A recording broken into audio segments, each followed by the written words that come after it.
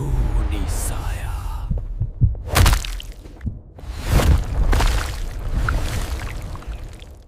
ये बटन को क्या हो गया? लिफ्ट नीचे क्यों नहीं आ रही?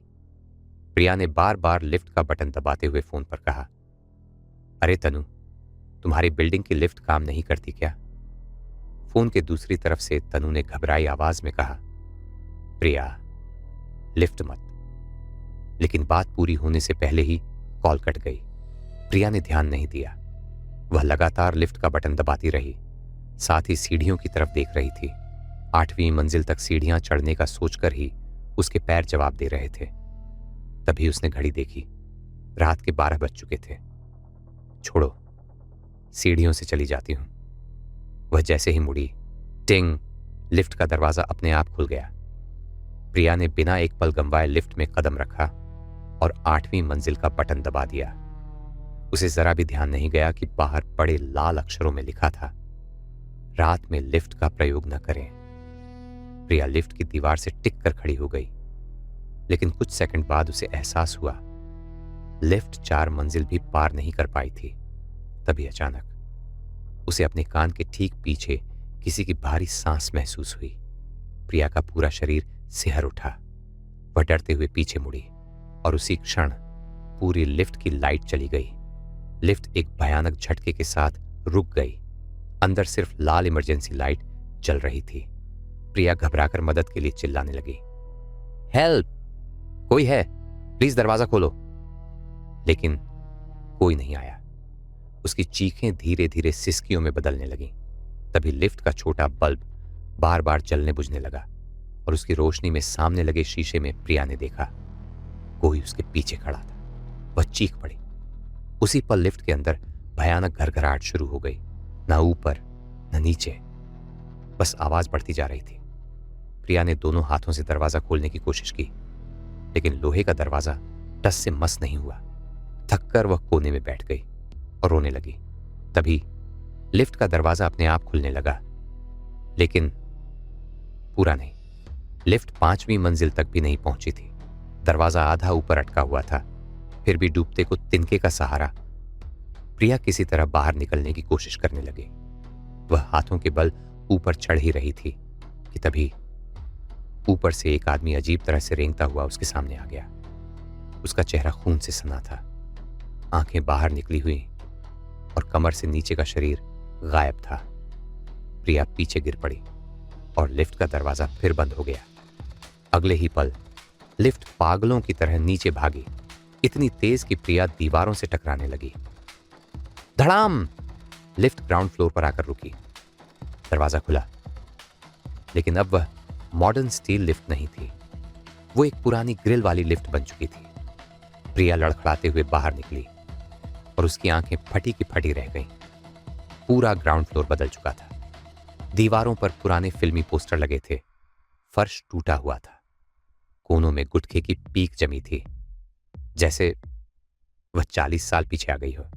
तभी उसकी नजर एक पोस्टर पर गई जिस पर तारीख थी, आज से 40 साल पुरानी। अचानक कुत्तों के भौंकने की आवाज आई। प्रिया छिप गई। उसने देखा एक अमीर औरत अपने कुत्तों के साथ आई और लिफ्टमैन पर चिल्लाने लगी। रामू, कहां मर गया तू? लिफ्ट क्यों नहीं चल रही? लिफ्टमैन रामू बोला, मैडम ऊपर कुछ फंस गया है, मैकेनिक बुलाया है। औरत चीखी, मुझे इंतजार नहीं करना, अभी चालू करो। रामू ऊपर जाकर फंसी चीज निकालने लगा और नीचे से चिल्लाया, मैडम रुकिए, मैं बाहर आ जाऊं तब। लेकिन उस औरत ने उसकी बात सुने बिना लिफ्ट चालू कर दी।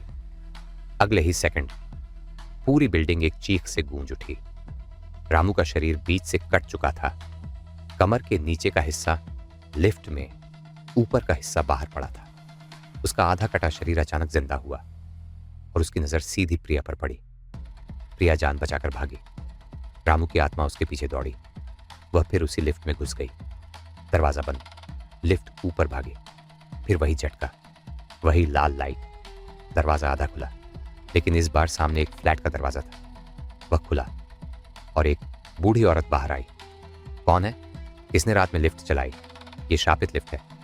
प्रिया ने पहचान लिया, यही वही औरत थी जिसकी वजह से रामू मरा था। आंटी, प्लीज मुझे बचा लीजिए। बूढ़ी औरत कांपते हुए बोली, नहीं, मैं इस लिफ्ट के पास नहीं आ सकती। रामू की आत्मा मुझे मार डालेगी। प्रिया बोली, अगर आपने मुझे नहीं बचाया तो एक और बेगुनाह आपकी वजह से मर जाएगा। बूढ़ी औरत डरते डरते आगे बढ़ी। उसने हाथ बढ़ाया, शायद आज किसी की जान बचाकर रामू मुझे माफ कर दे। प्रिया ने उसका हाथ पकड़ा और अचानक उसकी आवाज बदल गई।